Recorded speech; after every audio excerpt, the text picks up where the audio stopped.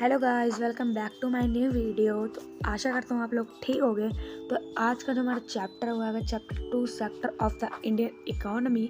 तो इस चैप्टर की शुरुआत होती है, सबसे पहले आप समझ लो इकोनॉमिक एक्टिविटीज़ क्या होती है। इकोनॉमिक एक्टिविटीज़ होती क्या है? तो इकोनॉमिक एक्टिविटीज़ वो होती हैं जिन्हें करने से हमें पैसा मिल रहा है। यानी कि जैसे कि लोग एग्रीकल्चर करते हैं, खेती बाड़ी करते हैं, फिशिंग यानी मछली वगैरह पकड़ते हैं, कुछ भी बेच रहे हैं तो यार उन्हें पैसा मिल रहा है उस चीज़ का, तो उसे हम इकोनॉमिक एक्टिविटी कहते हैं जिससे हमें पैसा मिल रहा है। ठीक है, तो हमने ना classification of Indian economic activity, तो क्लासिफिकेशन सुन लेते हैं। इसको 3 पार्ट्स में बांटा गया है इकोनॉमिक एक्टिविटीज़ को। पहला on the basis of nature of activities, और दूसरा on the basis of employment condition, और तीसरा on the basis of ownership. तो on the basis of nature of the activities के हिसाब से 3 टाइप में बांटा हुआ है: primary sector, secondary sector, tertiary sector. ठीक है, तो यार आपको यार कन्फ्यूजन नहीं होना, 3 पार्ट्स में बांटा गया है। ठीक है, classification of Indian economy 3 parts में बांटा गया है। सबसे पहले हम एक ही की बात करते हैं, नहीं तो आप कन्फ्यूज हो जाओगे। ठीक है, तो on the basis of nature of activity, तो इसके हिसाब से भी 3 पार्ट में बांटा गया है। ठीक है, 3 पार्ट है, लेकिन जो अभी पहला पार्ट बताया उसके भी 3 पार्ट है। ठीक है, तो वो 3 पार्ट कौन कौन से सुन लो: primary sector, secondary sector, tertiary sector. तो प्राइमरी सेक्टर पहले कौन सा होता है, डिटेल में पढ़ते हैं सबको एक ही करके। प्राइमरी सेक्टर यार वो होते हैं जो डायरेक्टली नेचर से कनेक्ट होते हैं, यानी कि हमें रॉ मटेरियल वगैरह प्रोवाइड करता है। ठीक है, ये बेस एक तरह से ना बेस हमें प्रोवाइड करता है सेकेंडरी सेक्टर के लिए, बाकी सेक्टर के लिए।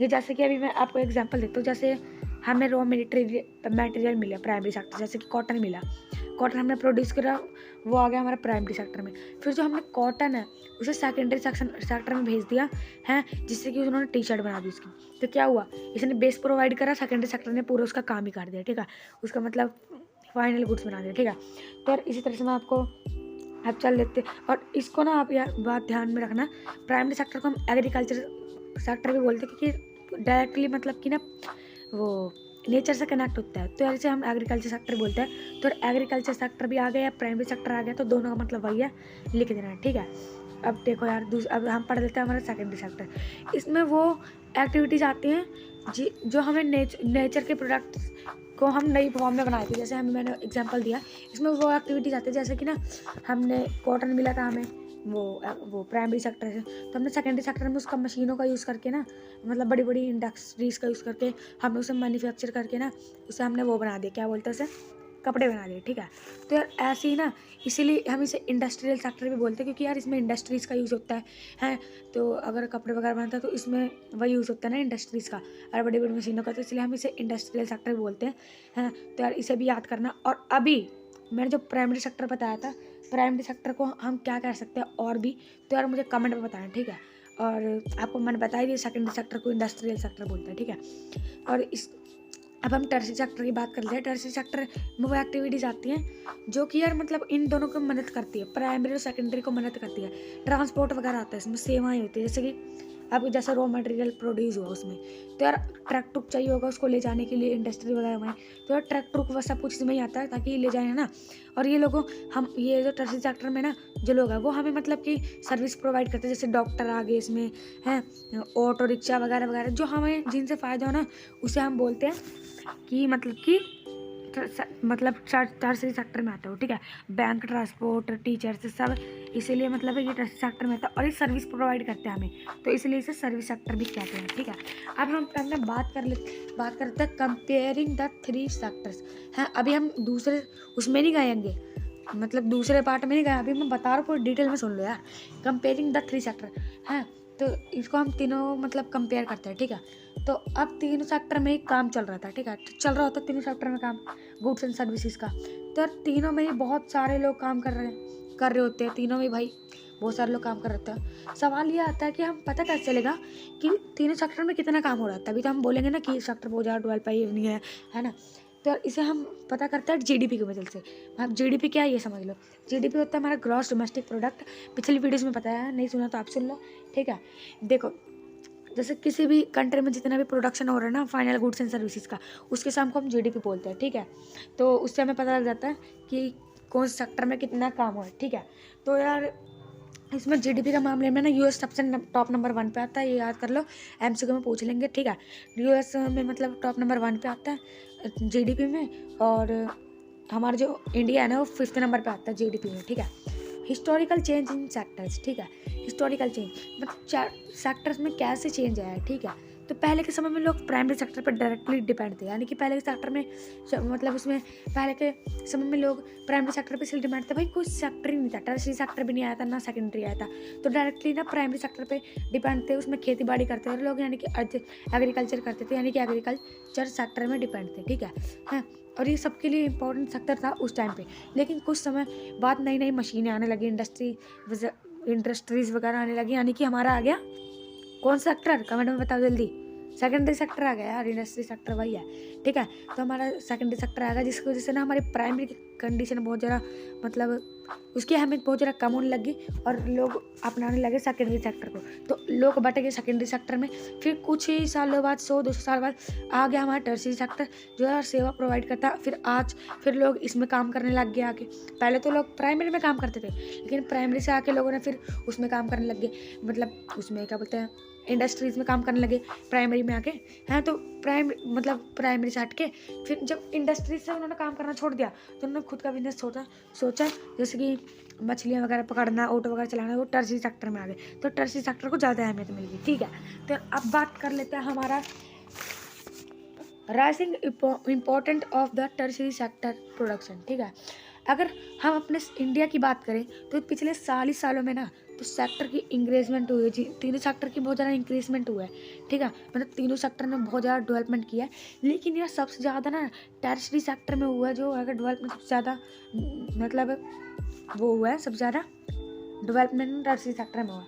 अब देख लेते हैं हम जीडीपी का कितना हिस्सा कौन प्रोवाइड करता है, तीनों सेक्टर में से कौन सबसे ज़्यादा जीडीपी में प्रोवाइड करता है, ठीक है। जो हमारा प्राइमरी सेक्टर है ना वो 40% जीडीपी में कंट्रीब्यूट करता है, यानी कि देता है। एंड सेकेंडरी सेक्टर 13% देता है और टर्शियरी सेक्टर 47%। ये जो भी मैंने डाटा बताया आपको, यह था 1973 से लेकर 1974 का, ठीक है। आपको ये ज़्यादा याद रखने की जरूरत नहीं है, बस ये वाला याद रख लो। अकॉर्डिंग टू 2013 एंड 14 इसका याद रख लो। इसके हिसाब से प्राइमरी सेक्टर ने 14 मतलब परसेंट कंट्रीब्यूट किया है, सेकेंडरी ने 19 एंड टर्शियरी ने 67% कंट्रीब्यूट किया, ठीक है।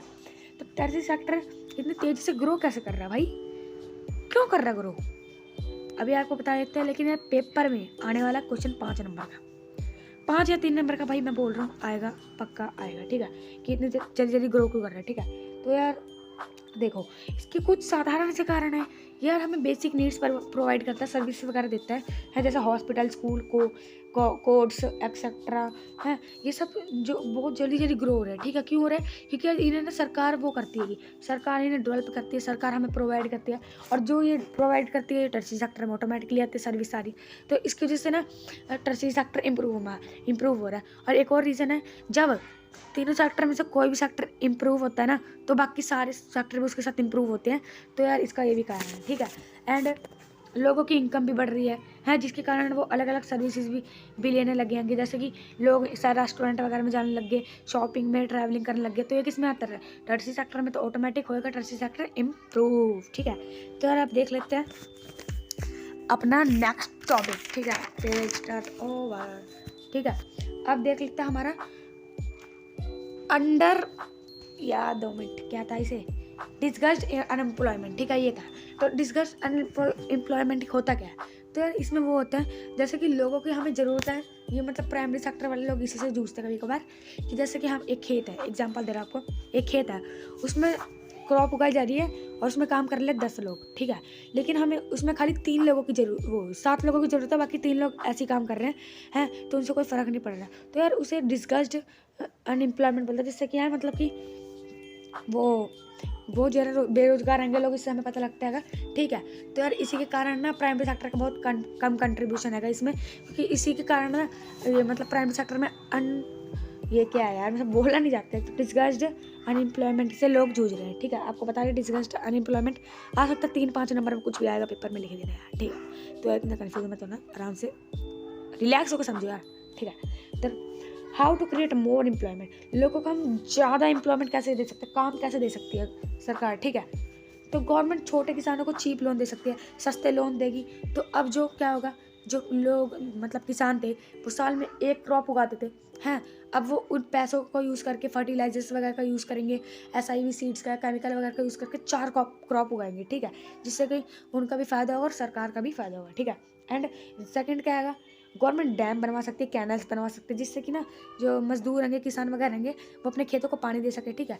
गवर्नमेंट रोड बनवा सकती है, जिससे कि लोगों को काम मिलेगा, रोड बनाएंगे तो काम मिलेगा ऑटोमेटिक हैं। और जो लोग होंगे आपके घर डिलीवरी स्विगी वगैरह आते होंगे हैं, और बहुत सारे तरीके के लोग आते हैं, अमेज़ोन वगैरह, तो ठीक है, तो उनको भी आने में आसानी रहेगी हैं। अब ये बात सुनो, जो हम बता रहे हैं भाई बिल्कुल पागल वाली बातें बता रहे हैं, ठीक है, ये नहीं है यार, मतलब पागल वाली भी नहीं, देखो ये लॉन्ग टर्म प्लान्स है, ठीक है, ये बहुत टाइम लगेगा, हमें इसे अगर करने लगे ना इम्प्लीमेंट, बहुत टाइम लगेगा सरकार को, ठीक है। तो इसके लिए सरकार ने एक शॉर्ट टर्म प्लान मतलब लॉन्च किया है, जिसको हम बोलते हैं मनरेगा, ठीक है। मनरेगा की फुल फॉर्म क्या आ गया हमारी, Mahatma Gandhi national rural employment guarantee, ठीक है, और इसकी शॉर्ट फॉर्म आएगी MGNRE। सो जो ये एक्ट था ना, इसे हम सरकार ने 2005 में स्टार्ट किया था। इसके थ्रू लोगों को ना काम करने का राइट देती थी, लोगों को समझाती थी कि आपको फुल राइट है कि आपको काम करना है, ठीक है। ये रूरल एरिया यानी कि मतलब कि गांव के एरिया में ये इम्प्लीमेंट हुआ था, ठीक है। इसमें लोगों को बताती है सरकार की तुम्हें काम करने का पूरा हक है, ठीक है। और इस एक्ट के दौरान ना, इस एक्ट में इंडिया के 625 डिस्ट्रिक्ट यानी कि क्षेत्र में मतलब लॉन्च किया गया है इस एक्ट को, ठीक है। और इसमें गवर्नमेंट लोगों से वादा करती है कि तुम्हें 100 दिन के अंदर काम मिलेगा, और अगर नहीं मिला ना आपको काम, तो आपको फ्री में पैसा दे दिया जाएगा उस काम का, ठीक है, अगर आपको काम नहीं मिलता, ठीक है। वैसे आपको बता दिया यार, सरकार बहुत चालू होगी, किसी को फ्री में पैसा नहीं देने वाली, मतलब देगी ये यार, मतलब कि सबको काम ही दे देगी, काम करके ही पैसा लेगी, फ्री में पैसा किसी को नहीं मिलने वाला। आजकल के सब काम मिल जाते हैं, ठीक है। तो बड़ी देर से बात कर ली इन सब सेक्टर वगैरह के बारे में, बात कर लेते हैं on the basis of employment condition, यानी कि सेकंड है हमारा, जिसके 2 पार्ट आएंगे, organise sector, unorganise sector. Organise sector क्या होता है भाई, जिसमें यार बिजनेस आते हैं बहुत सारे हैं, ये गवर्नमेंट कंट्रोल करते हैं, जितने भी बिजनेस होंगे ना इसमें वो गवर्नमेंट कंट्रोल करते हैं, गवर्नमेंट मतलब गवर्नमेंट के इसमें रूल रेगुलेशन सब फॉलो होते हैं, ठीक है। और इसमें काम करने वाले लोगों को जॉब सिक्योरिटी यानी कि बिना किसी वैलिड रीज़न के, आपको पता है गवर्नमेंट जॉब होती है, गवर्नमेंट जॉब ऑर्गेनाइज सेक्टर को ही बोलते हैं, ठीक है। अब आपको पता होगा ऐसे नहीं निकाल सकते गवर्नमेंट जॉब में, ठीक है। तो वही है कि बिना जॉब सिक्योरिटी, वही मतलब है कि बिना किसी वैलिड रीज़न के ना जॉब से निकाल नहीं सकते, ठीक है। और इनको लिमिटेड टाइम काम में करना होता है, यानी कि इन्हें एक फिक्स चार्ज दिया होता है, मतलब टाइम बताया होता है कि इतने मिनट तक आपको काम करना है, इतने घंटे काम करना है, इससे ज़्यादा आपको नहीं करना है, ठीक है। इसको लिमिटेड काम करना था, वो तो बताया मैंने। फ्री हॉलीडेज़ यानी कि इन्हें हॉलीडेज़ भी कर देते हैं, इनका पैसा पूछे नहीं करते, ठीक है। ओवर टाइम का एक्स्ट्रा पैसा मिलता है, ओवर टाइम कर लिया इन्होंने, इन्हें एक्स्ट्रा पैसा मिल जाएगा, ठीक है। रिटायरमेंट के बाद पैसा मिलता है, ठीक है। अब अनऑर्गेनाइज सेक्टर के बारे में बात कर लेते हैं, ये होता है हमारा प्राइवेट सेक्टर, ठीक है। मतलब वो नहीं, मैं प्राइवेट सेक्टर नहीं बोल रहा, मैं अनऑर्गेनाइज सेक्टर की बात कर रहा हूँ। इसमें प्राइवेट जॉब्स आती है, प्राइवेट सेक्टर में समझ लेना, ठीक है, वो अलग है, आगे पढ़ना है, ठीक है, कंफ्यूज मत होना। गवर्नमेंट इसमें ना मतलब गवर्नमेंट के कोई भी रूल रेगुलेशन कुछ फॉलो नहीं होते, ठीक है। लोग अपनी मनमर्जी करते हैं, मारो मौज, ठीक है। नो जॉब सिक्योरिटी, उल्टा बस आपको एक चीज़ याद करनी, बाकी सब उसका उल्टा लिख दो, जॉब की सिक्योरिटी नहीं मिलती इन्हें, ठीक है। फ्री हॉलीडेज नहीं मिलती इन्हें, है मतलब छुट्टी कर रहे तो सीधे ही पत्ता कट, 1000 रुपये का पत्ता कट, चलो भाई, ठीक है। नो फिक्स वर्किंग आवर्स, यानी कि इसमें फिक्स नहीं होता वर्किंग आवर्स, आपको कितने भी मतलब कि कितने भी घंटे काम करना पड़ सकता है, हाँ। और पूर वर्किंग कंडीशन, मतलब कि अच्छी फैसिलिटीज नहीं मिलती आपको काम करते जाएँ, ठीक है। How protect the workers on organise sector, government इन्हें कैसे मतलब प्रोटेक्ट कैसे कर सकती है कि हाँ अनऑर्गेनाइज सेक्टर वालों को, ठीक है, जो मतलब प्राइवेट काम करते हैं, जहाँ प्राइवेट लोग हैं, जैसे रूरल एरिया में मतलब गांव के एरिया में फार्मर सेक्टर है जहाँ पे रहते हैं, गवर्नमेंट इन्हें ना सीड्स प्रोवाइड कर सकती है, मशीनें प्रोवाइड कर सकती है, लोन दे सकती है, जिससे मतलब इनका यार फ़ायदा खुद हो जाएगा, ठीक है। एंड ये मतलब स्मॉल वर्कर्स को वो कर सकती है, क्या बोलते हैं, सपोर्ट कर सकती है, ठीक है, एक तरह से। अब अनऑर्गेनाइज सेक्टर में सबसे ज़्यादा SC ST लोग काम करते हैं, SC ST में जो मतलब कैटेगरी में लोग होते हैं ना वो, तो यार वही काम करते हैं इसमें ज़्यादातर, ठीक है। ऐसे गवर्नमेंट इन्हें सपोर्ट कर सकती है, ताकि इन्हें लोगों को ऐसा नहीं लगे तो मतलब कि हमारे साथ भेदभाव हो रहा है, उन्हें ऐसा नहीं लगे, तो गवर्नमेंट इन्हें भी सपोर्ट कर सकती है। अब बात करते हैं on the basis of ownership, जो कि हमारा थर्ड पार्ट है, इसके बाद ख़त्म, ठीक है। तो यार प्राइवेट सेक्टर आता है इसमें, और वो क्या बोलते हैं हमारा पब्लिक सेक्टर आता है। तो प्राइवेट में वो कंपनियाँ आती हैंगी जिसे मतलब एक ग्रुप, जैसे मतलब आम लोगों का ग्रुप या कोई अकेला बंदा ऑन करता हो, है जिसका मतलब एम, इनका पता क्या एम होता है प्राइवेट सेक्टर का है कि यार ज़्यादा से ज़्यादा पैसा कमाना, ठीक है। तो यार जैसे कि एक ICICI बैंक आएगा, तो यार वो क्या है, क्या बताओ भाई, प्राइवेट में आता है यार, प्राइवेट सेक्टर है, ठीक है। तो अब वो हमारे पब्लिक सेक्टर की बात करते हैं, ठीक है। पब्लिक सेक्टर में वो कंपनी आती है जो हमारी गवर्नमेंट कंट्रोल करती है, और इनका मेन मकसद पता क्या होता है कि लोगों को यार मतलब सर्विस प्रोवाइड करना कम से कम पैसों में, ठीक है। और आप देखोगे यार प्राइवेट स्कूल वगैरह जो होते हैं वो बहुत महंगे होते हैं रैदर देन वो गवर्नमेंट स्कूल। तो यार मतलब गवर्नमेंट का वो होता है बिल्कुल एम कि यार हमें अच्छी अच्छी सर्विस प्रोवाइड करना कम पैसों में, ठीक है। जैसे कि एग्जाम्पल हो गया इसके स्कूल, हॉस्पिटल, एक्सेट्रा। तो आज का प्रवचन नहीं खत्म होते यार, चैनल पे नए थे ना, सब्सक्राइब नहीं किया ना, क्यों यार, जा रहे हो सब्सक्राइब कर दो, मेरा भी भला आपका भी भला, ठीक है। तो मिलते हैं नेक्स्ट वीडियो में, तब तक के लिए बाय बाय।